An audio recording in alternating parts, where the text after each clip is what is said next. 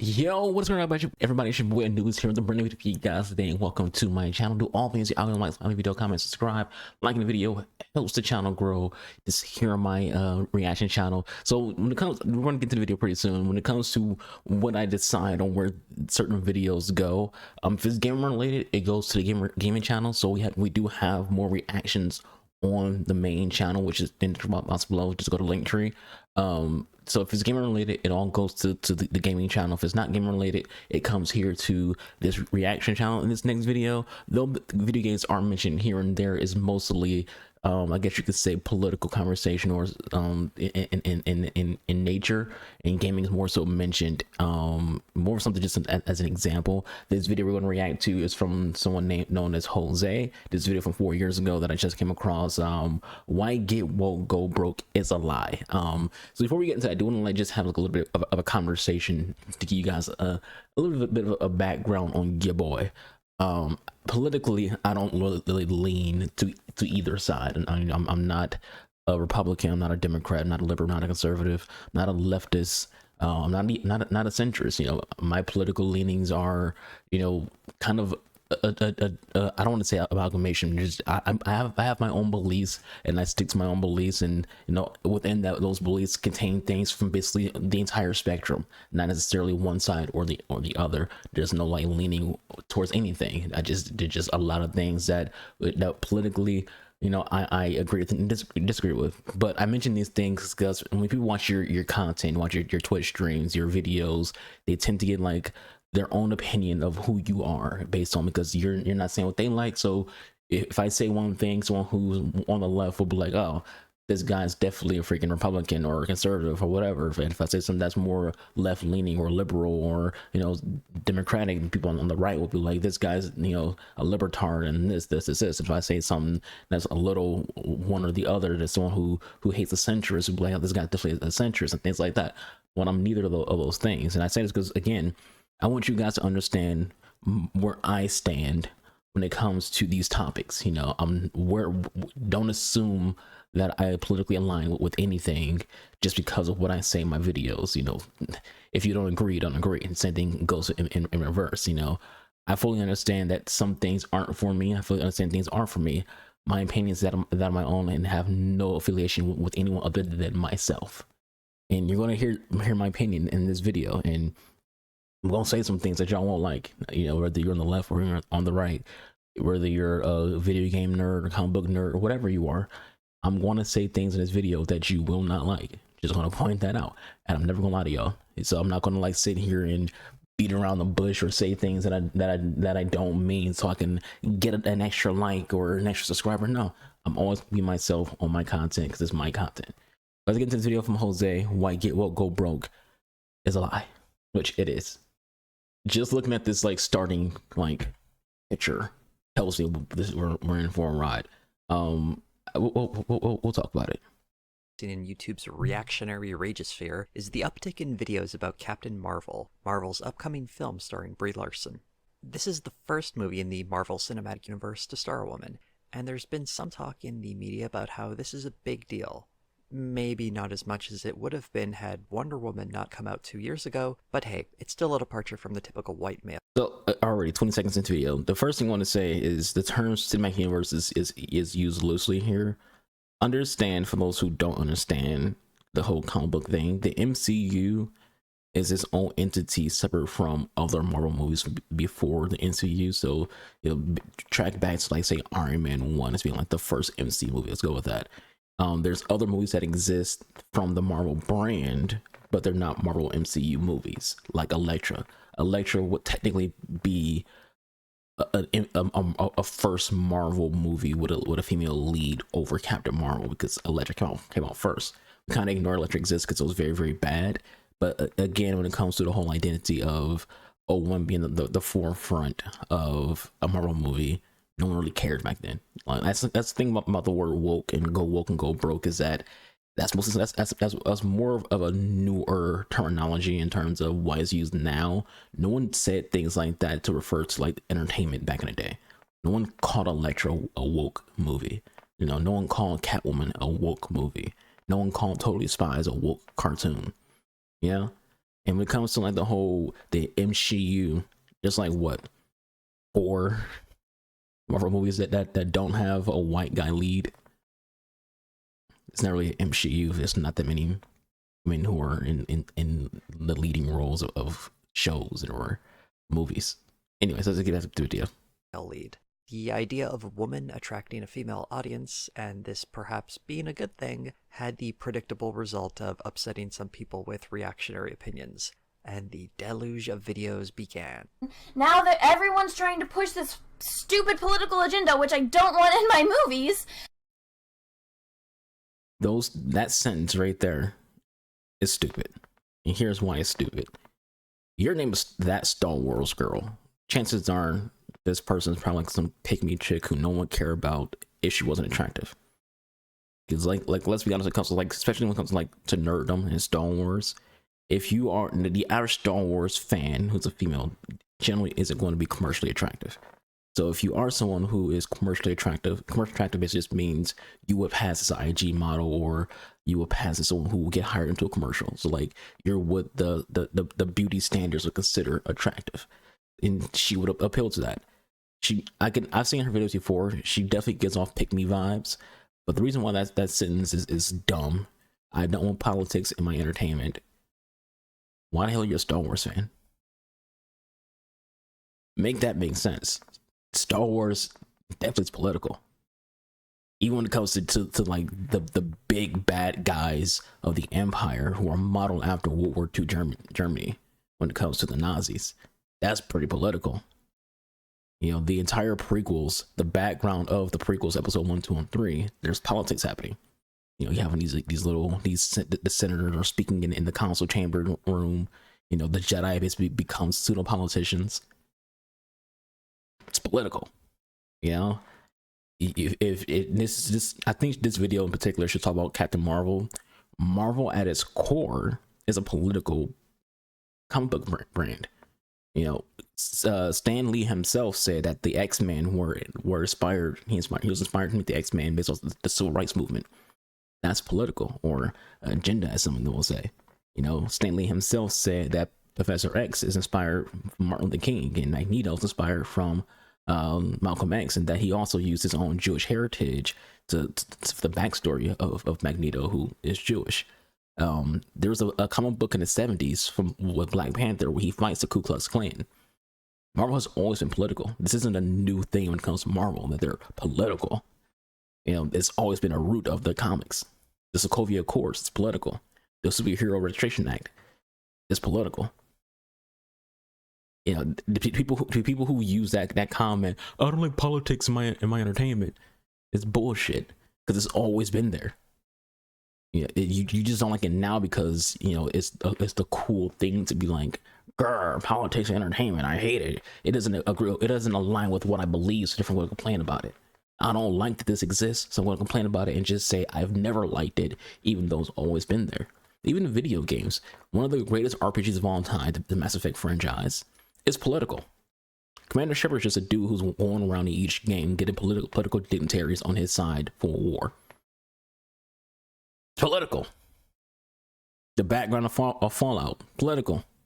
Everyone loves Skyrim. There's a lot of politics in that game. Politics are involved in pretty much almost all of our entertainment. We just choose to ignore it because we're having fun with that entertainment.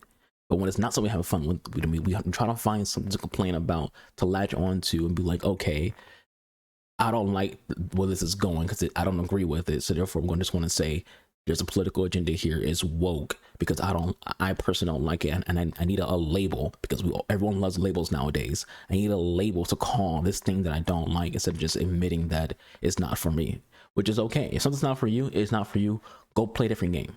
Go watch a different show. Go watch a different movie. If it's not for you, it's not for you. It's for somebody, and they'll enjoy it. Move on. So that whole line, I don't like politics, my entertainment, is just stupid because it doesn't align with what the fandom is, because the fandom is born from politics. The fandom itself, when it comes to Marvel, DC, Star Wars, Star Trek, has a political background. The writers are writing politics all around the entire franchise, and you just didn't care because, you know, you enjoyed enjoy what you were seeing for the most part. And now that everyone else is jumping onto a bandwagon of, we don't like this, Pick Me Girl's gonna be like, yeah, I don't like it either because I want these guys to watch my content. Come guys, come watch my content where I agree with you and everything that you say, even though my opinion is utterly incorrect because my very name comes with something that involves politics. They are trying to push that. This movie is utter boo-boo. It is trash. It is caca. It is poo-poo. It is garbage. This isn't an opinion. This is just nonsense, verbal nonsense. What's the term that's used? Diarrhea of the mouth. You know, like there's this guy named Pingu. He's the greatest Siege pro player of all time, and someone was telling him that Siege sucks, and he asked him the question, well, why does Siege suck? And the guy just said, well, because Siege sucks, it's trash. He was like, but that's not what I'm asking you. What I'm asking you is, why does it suck? What are the reasons? Give me the details. You know, and he finished it off by saying, I don't care what your opinion is, I care what your reasons are. What is the reasons for what he's saying? You know, give us details. Don't just say it's poo-poo, it's caca, it's trash or whatever. Give us reasons. Give us details. Details are important. Just saying it's bad, that's nothing. The Captain Marvel movie is going full SJW. They are already developing a cult-like feminist-led following online. It's a pattern we've seen before with the Black Panther movie, the She-Ra cartoon, or plenty of other types of media that try to appeal to a broader demographic than the stereotypical white male fan base. To that unhappy crowd, though, this is seen as trying to appease the SJWs, who supposedly control the entertainment industry. And since this is supposedly only something SJWs care about, a bunch of people who know nothing about running a business are now claiming that this SJW-style diversity will shatter these billion-dollar companies. This, in essence, is what is meant by the phrase, get woke, go broke. An axiom that must be true because, well, it rhymes.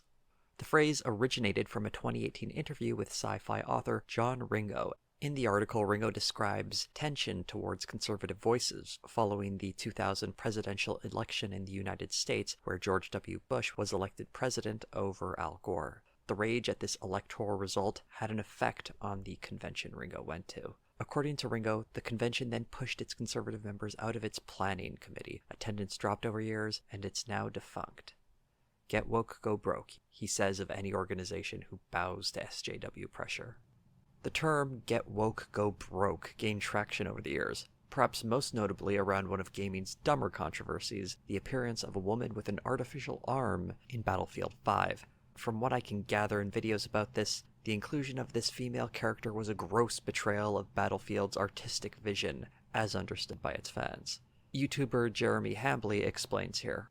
The uproar wasn't exactly that women were in the game, it was that they were featured so prominently and had fake plastic or robot arms. A not insignificant amount of people like Battlefield 5 based on its realism.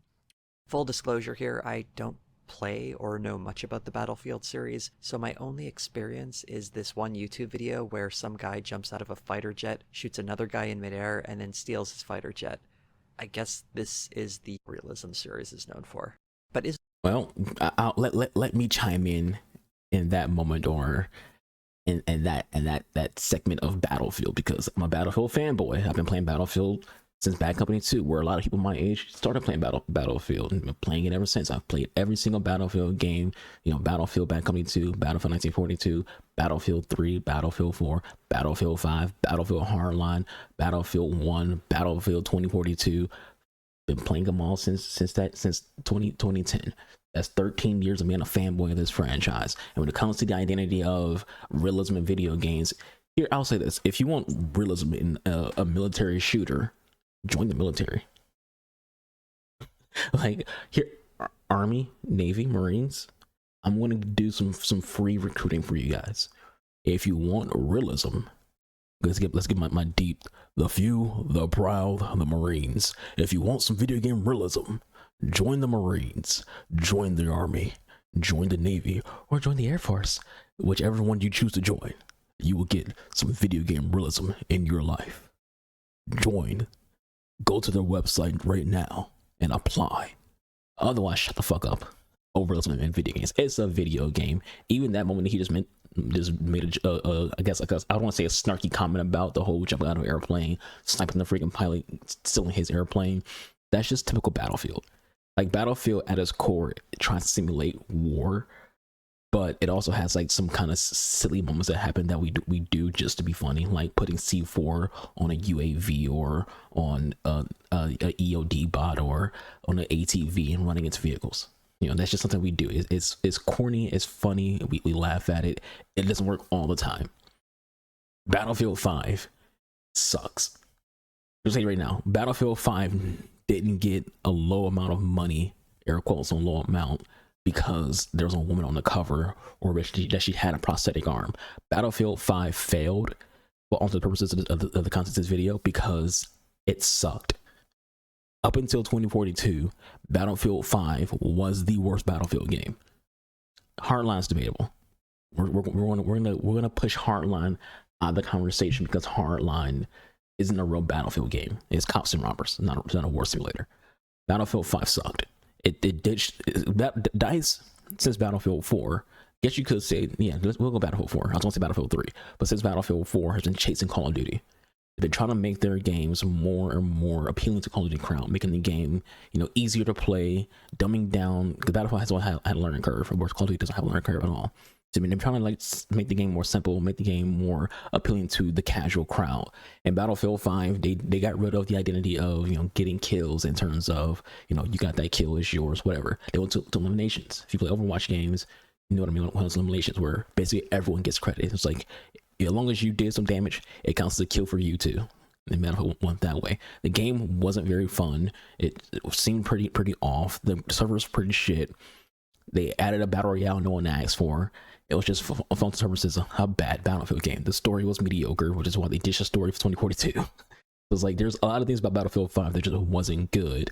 But if you are someone who, you know, wants to be politically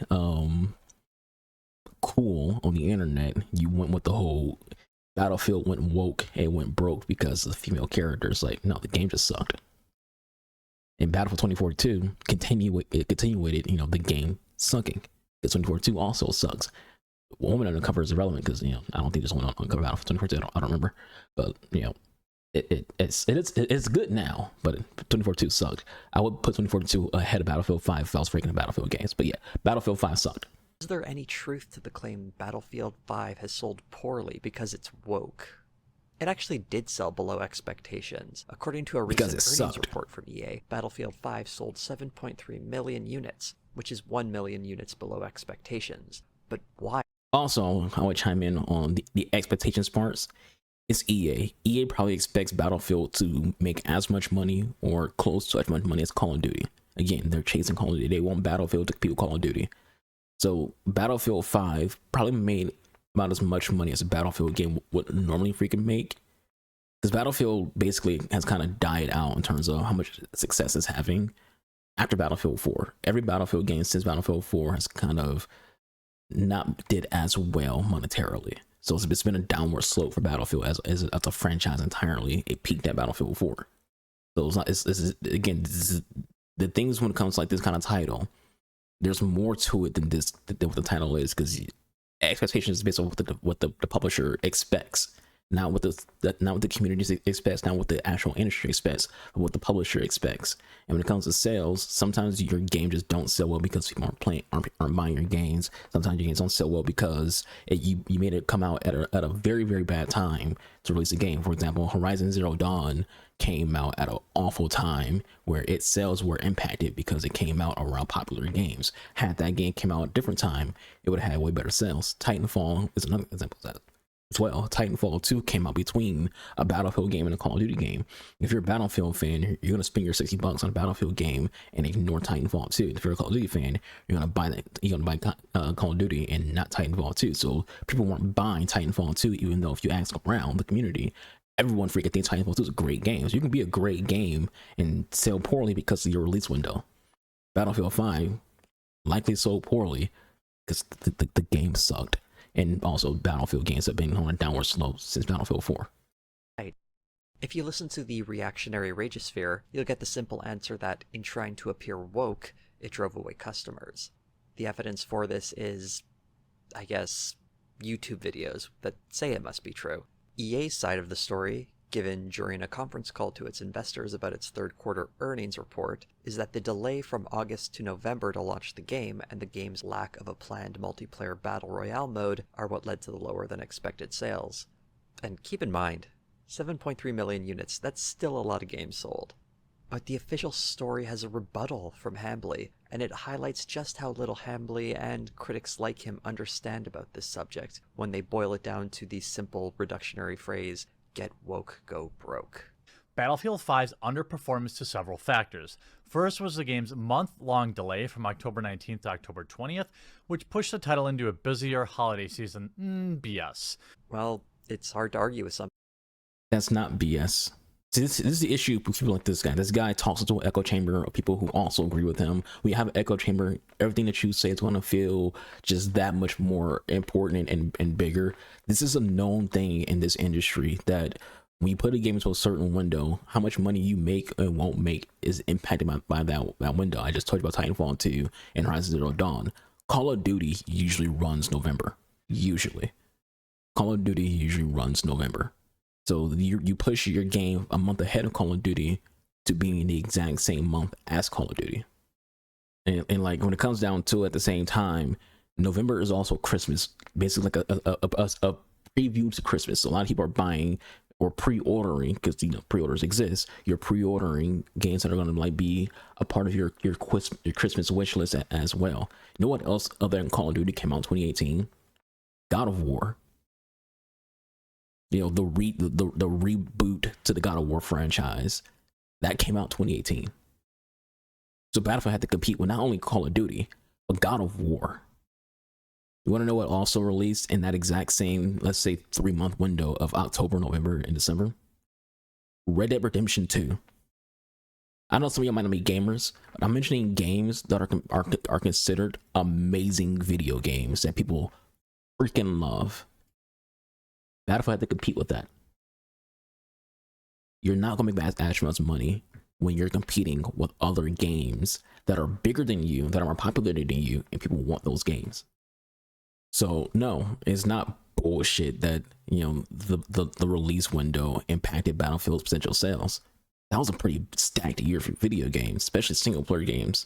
And again, Call of Duty ever like hanging over the entire, you know, holiday window for video games. Him saying bullshit is just, my opinion is that this game failed because it had a female character on the cover. So anything that they say is bullshit and making excuses. And it's like, if something doesn't appeal to your opinion, if you have your opinion and facts don't matter, because that's when we live in a time period. We live in a time period where facts are relevant to opinions. Opinions matter more than facts in our current time period. His opinion is one thing about Battlefield and its release failure, not what the actual information is that's being given to them by the studios themselves and by the publishers themselves on this is what happened, this is how we feel. Nope, that's bullshit. When you just call it bullshit, right? If you have to move the launch of a game to later in the year, will your sales expectations adjustments hold? Will that uncertainty be difficult to project? How do you respond to a host of other games your game wasn't supposed to be up against if it had launched in August? Could EA have possibly inflated those sales expectation numbers to comfort shareholders after the change? Probably. No, we don't know for a fact because it didn't release in August, but say this right now, again, as someone who, you know, primarily I make gaming content. August is one of those dead months. Like there's a time period in games where like there's no heavy hitters releasing, so it's like it's just a drought. Usually that droughts the summer, you know, because usually June we get like our conferences, like, you know, basically if you're not a gamer, we get keynotes, essentially like E3 keynotes. You know, you get the Xbox Game Showcase, the PlayStation Now, Nintendo Direct, Ubisoft's little thing. Like basically all the studios will get together at one time of the month in June to show off new games, but you don't get to play any new games. It's essentially like there's no heavy hitter games that come out in the summer. So that drought, if you're a big name company like EA and you put a game out during the usual summer drought, you probably would have a higher chance of making money because gamers have nothing to really play that's new in that time frame or that time period. I guess. Oh, okay. I guess that's the level of analysis we're getting here. What Hambly's suggesting is that EA is lying on this conference call to its investors. Here's the thing about that, though. It's actually against the law to lie on your earnings report and in statements to your investors. Class action lawsuits happen all the time when a stock performs poorly, and it can be argued that the company is lying to its investors. It's happening right now with Nvidia being sued for lying to its investors about its video card sales, and Activision Blizzard is being sued for letting Bungie leave their company. These class action suits are, in part, driven by claims made by the companies in their official statements to shareholders not being true. These lawsuits generally request the participation of investors who have lost at least $100,000 in the value of their stocks. It's an example of how we have a society that prioritizes the rich, with law firms literally filing dozens of press releases every day to get the attention of rich investors. It's almost as if the justice system is set up for the rich or something. Prioritizing single-player content over Battlefield 5's still unreleased Battle Royale mode as a contributing factor to poor sales. Well, with the, I would say, I'm going to go ahead and say Apex Legends had a very successful launch with over 2.5 million people downloading and installing the software in the first 48 hours. I'm going to go ahead and say that the Battle Royale mode that is yet to come out for another month isn't going to save you because everybody's already going to be playing Fortnite, PUBG, or now Apex. Apex is a free-to-play video game. The thing about the identity of the Battle Royale of Battlefield 5 is that you had to buy Battlefield 5 to even play it. Apex is free. And also, this conversation of, prioritizing single player over the Battle Royale, they eventually stopped support for Battle Royale because people weren't playing it when they did come out. And the game that followed Battlefield 5 2042 also dropped single player because they figured people complained about the last game having a single player as a priority. So we'll drop it entirely since people don't like single player in Battlefield. And when 2042 came out, people were mad that it didn't have single player. So generally, when it comes to gamers, there's no winning. If you do one thing, people hate you. If you do something else, they also still hate you. Like, no matter what you do, if you cater to gamers, they're going to bitch about it. If you don't cater to gamers, they're going to bitch about it. It's a no-win situation when it comes to nerds. Legends, it goes on.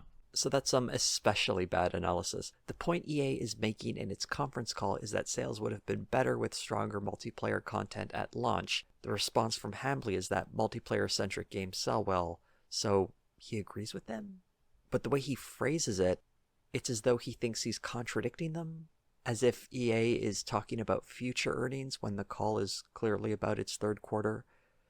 This is just another example of how he doesn't seem to grasp what he's talking about. I don't think it's that he doesn't grasp what he's talking about. I think he just doesn't care. If you have your own mental, goal, I don't want to say agenda, because that's also something that gets overused. His goal with his video is to point out something that he believes and that his audience believes because they're all on his side anyways. Again, it's an echo chamber. He's not going to deviate from what that is. He might not understand what the CFO from DICE is saying, but he also has to make sure that he stays onto what the hill that he's on. He's on this hill. He's going to die on this hill. And everything that this article is going to tell him is bullshit because it is not exactly them admitting that women are the reason why the game didn't sell well. His entire point is women is the reason why the game didn't sell well. Stock as it stands, Zoiks. Okay, it had made a little bit of a recovery today, but then after this call came out, everybody bailed. It bottomed out at a massive drop of $95 all the way down to $75. That is probably nearly a 20% drop, and the outlook is not good. The way the stock market is reacting is also not good. He looks at the stock and acts as though EA is in serious trouble. Losing 20% of your stock is, to be fair, pretty worrying. Or at least it would have been had it not recovered all of its value 2 days later, and even grown a bit.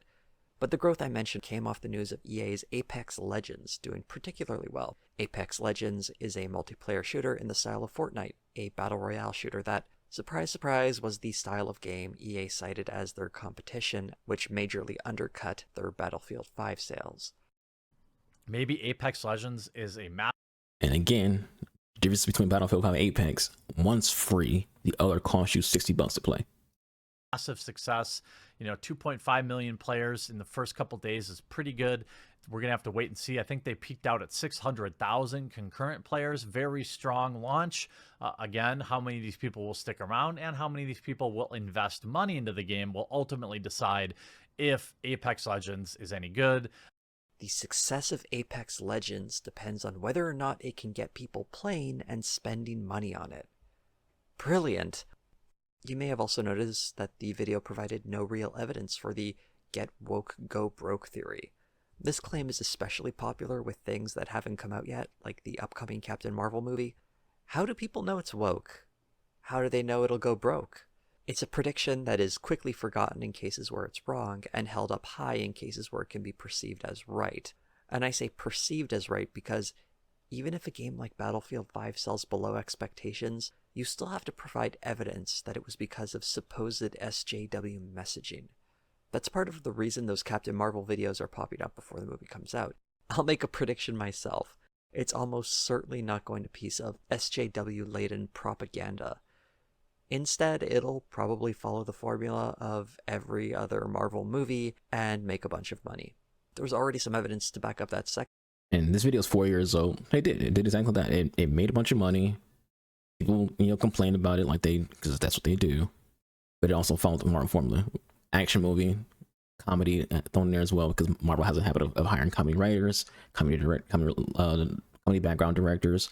Marvel has always been known for being more comedic in their films versus DC, who are always more gritty and dark. If you're looking for a quick opinion from me, the Captain Marvel fanboy, Captain Marvel, because I'm a Captain Marvel fanboy, but she's my second favorite character in Marvel, the first being Gambit. The movie was just vanilla. Like, it wasn't a good movie or a bad movie. It was like a 6 out of 10, maybe a 7. But it was pretty vanilla. The reason why I would say it's a 6 or a 7 out of 10 because there was no real stakes. Captain Marvel's too strong. You have a character who's too strong, you tend to not really be able to have that good of a film because they're not in any danger. So she's never really in any danger. It's the same thing issue with Wonder Woman.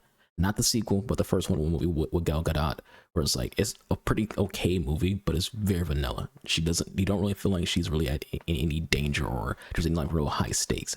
Wonder Woman and Captain Marvel both are films where there's no real high stakes, but they're pretty just like overall solid movies where the actresses did good in what they were given and for their roles, and the identity of them as a character isn't all that bad. I think Brie Larson's a great actress. I made videos talking about like how I view Brie Larson from today to back when she played in a movie on Disney Channel called Double Team, Right Side of the Track, which is a racing movie for Disney Channel. She's a great actress. We all loved her in Scott Pilgrim vs. the World, but now people hate her because she's very open about her political beliefs. I don't care. I say this a lot on my stream. I don't care what people of fame beliefs are. I'm just here to watch a fucking movie. If she's a Republican, cool. I don't care. Is the movie good? If she's a Democrat, cool. Don't care. Is the movie good? I enjoyed it enough. So whatever things that Brie Larson says off screen means nothing to me. I don't know her. That's not my friend. It's not my girlfriend. It's not my sister or my auntie or anything of that nature. Her political views don't affect me at all. Second claim. According to Box Office Pro, early ticket sales project that Captain Marvel is set to make over $140 million in its opening weekend. It's currently got the third best pre-sale of tickets for an MCU movie, only behind Infinity War and Black Panther. It's a lot harder to make those get woke, get broke videos when the movie you're talking about is verifiably not woke and making a shit ton of money. That's why it's important to release those videos before it comes out, rather than after. But just because these videos by Hambly don't provide real evidence, doesn't mean that others haven't tried. YouTuber Alexander Grace released a recent video titled, "Scientific Study Reveals the Truth of Men's Happiness." This video describes a bit of supposed research that gained some traction amidst the backlash against that Gillette commercial released in early 2019, which asked men to be less toxic. This scientific study, or so the title of the video says, pushes back on the anti-toxicity concept and describes men as being happiest when they're productive at work, which, to be honest, sounds like capitalist propaganda. And it sort of is. But there's another layer at work here. Grace's commentary here isn't very interesting. All right, so out of curiosity, since this video was 4 years ago, so he doesn't have how successful the movie was, because he had like the pre-sales, which like it was expected to make 140 million. The actual amount of money that Captain Marvel has made to date is $1.1 billion. So yeah, it was pretty successful. Now it's told my Twitch stream, most Marvel movies are guaranteed $1 billion hits unless they're really, really awful, like Black Widow. But yeah, we're not gonna talk about that.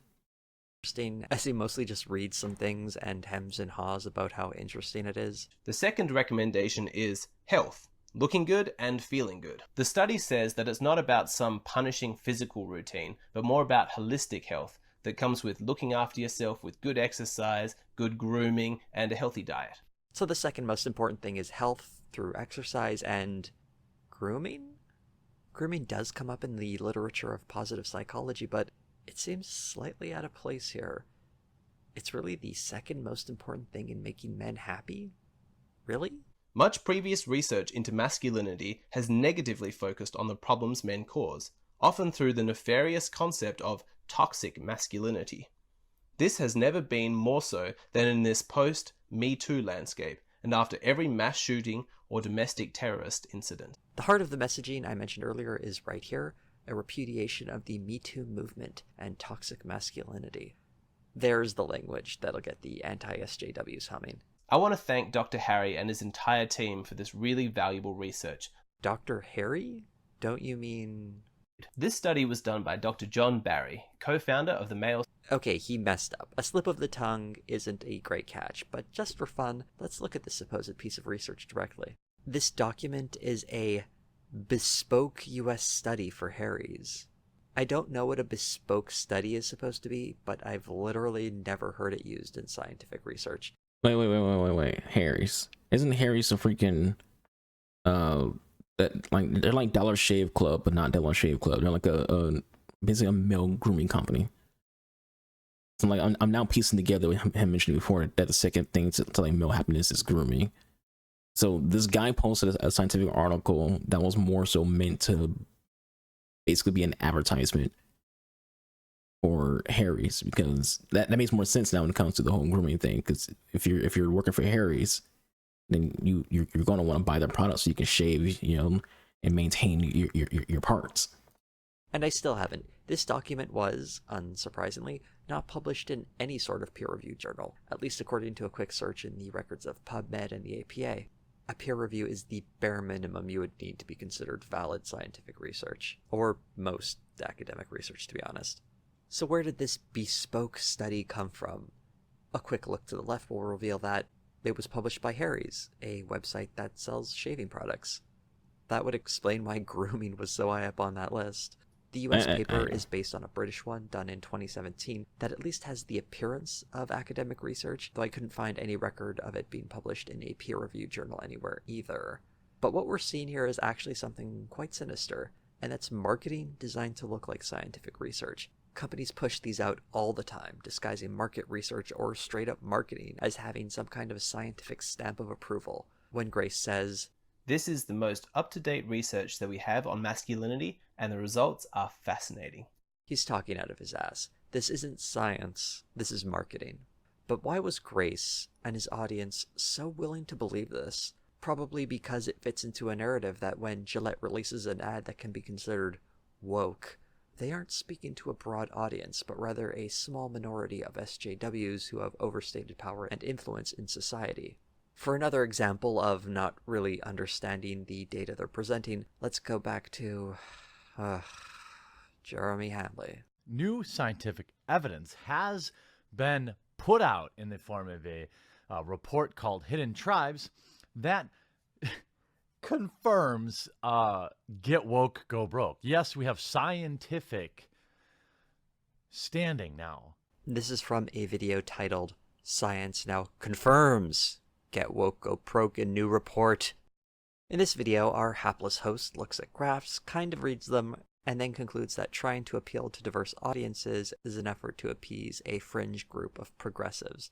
There's no real information in this study on the purchasing habits of anyone, of course, just an argument that most Americans aren't being increasingly polarized and exist somewhere in the middle of the political spectrum. Companies targeting what appears to be 10% of the population in any way, when that in any way turns off the other 90% of consumers, that's hence that is the literal definition of getting woke, going broke. Let's boil down this argument a little. He believes that when companies include representation of diverse groups, this is something only progressive activists want.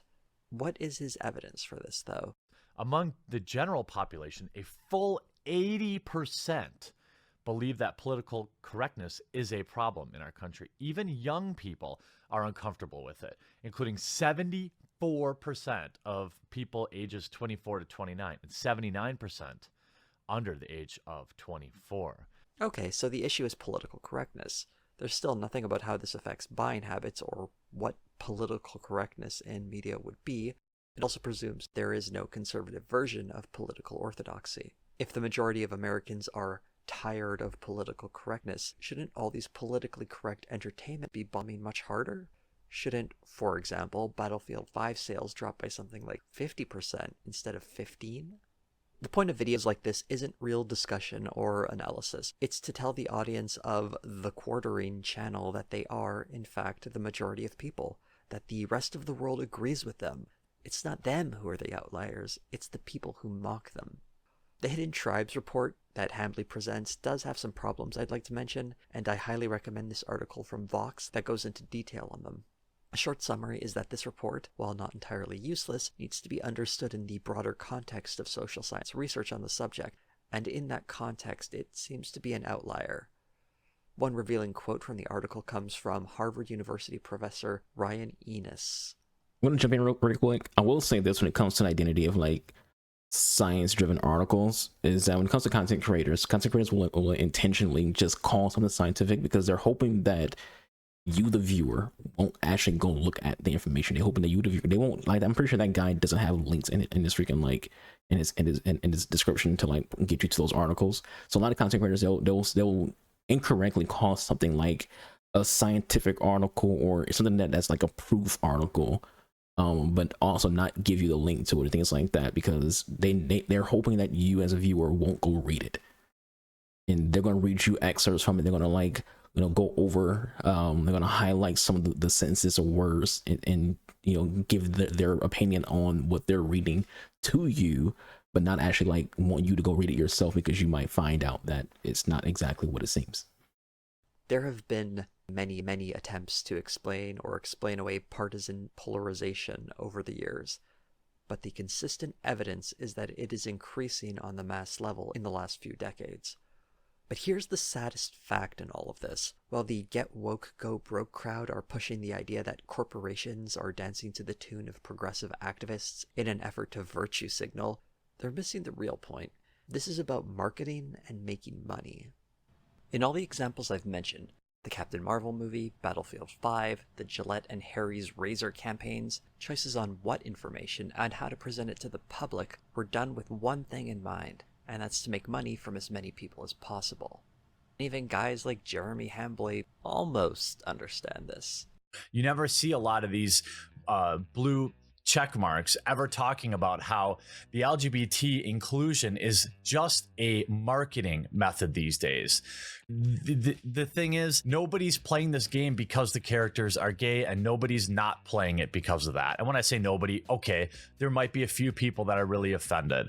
Hambly believes businesses do this supposed... I will say this, just like a kind of a funny little nugget. The guy who's against woke culture, I don't like using the term woke culture. I feel like, 'cause again, I don't think woke is really a thing. I think it's just a label people use to be idiots. But the guy who makes videos for an echo chamber of the woke, or, calling things woke and whatnot, he's playing as Bloodhound in Apex Legends.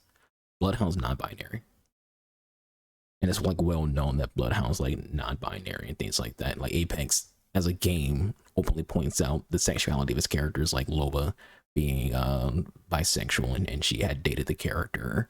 What was her name? I played her a lot. Valkyrie, Loba dated Valkyrie. Bloodhound is non-binary, things like that. Like Apex openly points these out with their characters. He's playing that game, a game that, for all the purposes, his people like him will call a woke game, and he's playing as a non-binary character. Virtue signaling to prove their, I don't know, SJW credentials. Not that it might be effective.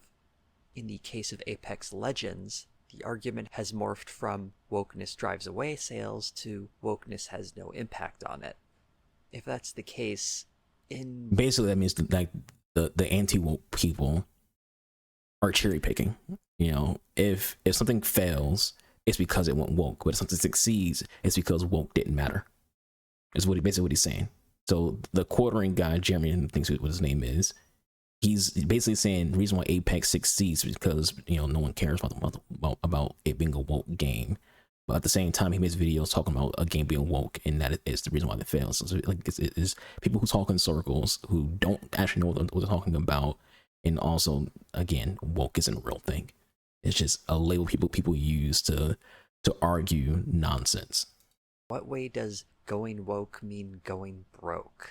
What we have here are a number of people who are very angry that movies, video games, and other media have greater representation in them. And while I feel like a broken record on this now, I can't find any explanation for this anger that isn't based in some part on a form of discrimination. The problem is, representation itself is not even a real factor in their minds. Or so they tell themselves. It's some sort of unspecified, vague SJW version. I don't understand how a game like Apex Legends, which has 1 white male character out of 8, doesn't constitute some sort of virtue signaling mess. If the representation in that game doesn't matter to Hambly, why does he even mention it? I'm also going to point out, I don't remember correctly, but I think Gibby Gibraltar is bisexual or gay. Mirage is gay. I don't remember Bangalore. Like, I'm gonna give, again, we're not trying to make Apex into like this, you know, political thing. But the point of this video is he's trying to point out like, hey, Apex is pretty woke, but yet people don't, you know, view it as woke propaganda, which is why he's pointing out the characters, and he's saying like pointing out that Caustic is like the only white male in the game at the time of this video. This was 4 years from 4 years ago. There is more white males in the game now, like Fuse. That's a president for Fuse. He's in the game now. They just had a new character come out. I don't remember his name is, but like literally a few days ago, time making this video, a new character came out who's white. So it's like now there's more white males in the game. But his point is, you know, again, they point out all these things are woke, but they choose to not call something that they enjoy woke. What exactly is the problem here? I suspect in the case of Apex Legends, it's just that this game really came out of nowhere and no one had time to react to its contents, so it was out and people were able to play it and enjoy it, and it was massively successful. There wasn't enough time to complain about the fact that the cast is so racially and sexually diverse. You can't really play your old tune of Get Woke, Go Broke if the obviously woke game is clearly not going broke. In the wake of successes of movies such as Apex makes $1 billion a year for EA. So I might not like Apex. I used to play a lot of Apex. I don't like that much anymore. I kind of just grew out of Apex, but it makes $1 billion a year, so it's definitely successful. Black Panther and Wonder Woman, or video games such as Overwatch, all of which feature an abundance of representation of non-white male characters, I suspect that businesses noticed that representation can actually help sell your product. Certain businesses noticed that outrage can be triggered quite reliably, and more importantly, there's a blowback to that outrage.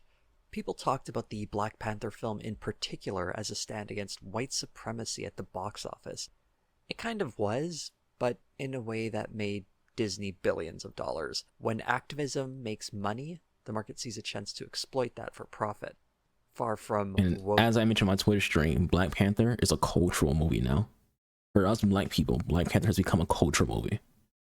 Wokeness driving down sales, it seems more likely that this is a tool used by corporations to make even more money. Look at this section from Harry's bespoke study. Much previous research into masculinity has negatively focused on the problems men cause, often through the nefarious concept of toxic masculinity.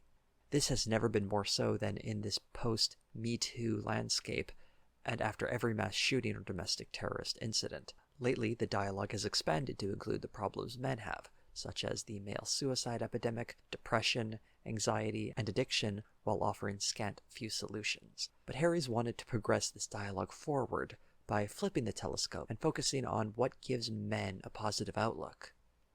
Also by our razors. And here's noted Nazi plagiarist Paul Joseph Watson cluing into it himself. Gillette is merely exploiting a tried and tested method of marketing.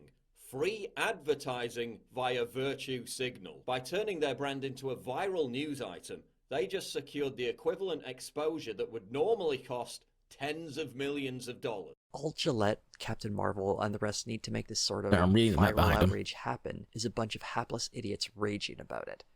After all, you'll never have news outlets covering a story about the backlash to representation without having these useful idiots getting angry in the first place. Also, I think it's funny that even though Watson is aware that it's a scam, he still participates in the whole thing by creating a video about it. Gotta keep those angry guys in your audience frothing, I guess. While I can't provide much more than the marketing materials and creative elements of these media items as evidence, I do think the idea of a big corporation exploiting a demand for better representation in media for money is at least plausible.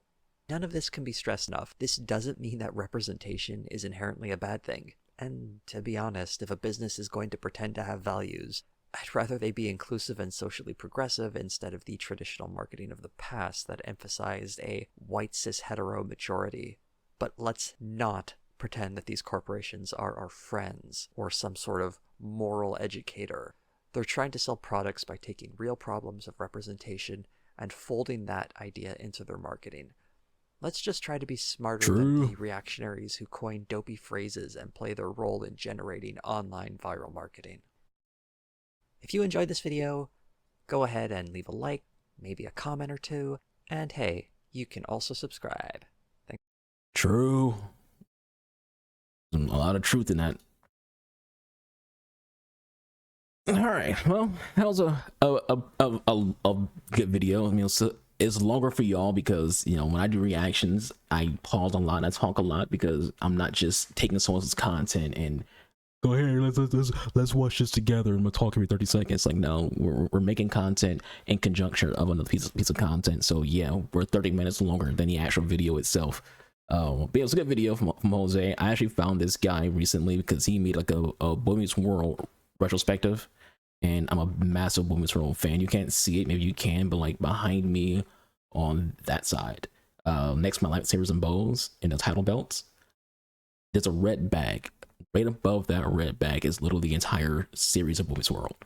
I love Boy Meets World, and he did a retrospective of it. I watched it, thought it was cool, you know, and since then I'm watching like a lot of his retrospective videos, and since I've been watching those, YouTube's like, hey, do you want to watch his political videos too? I guess you're gonna call them political. So that's how I found that. It's a good video. It's the first time watching it. I'm leaving a like. I'm also going to subscribe. I might as well. I've been watching a lot of his videos lately. You guys should too as well. As always, I will always have the link to original videos in the description box below. So watch the original video, leave a comment, leave a like if you enjoy his content, subscribe to him, subscribe to me, like my videos, and you know, in this round, my Twitch stream, where I stream Monday through Thursday, as well as a link tree that has links to all of my channels, both my main YouTube channel where I post almost daily, is a gaming channel, and as well as I have like a sport channel, a comic book channel, and obviously my reaction channel that you're on right now. But I've been your boy, Anubis Gamer Archer. I hope you all enjoyed today's video. Do all things the algorithm likes, and I'll catch you guys on the next one. Y'all stay safe, because one another. I'm out of here. Deuces.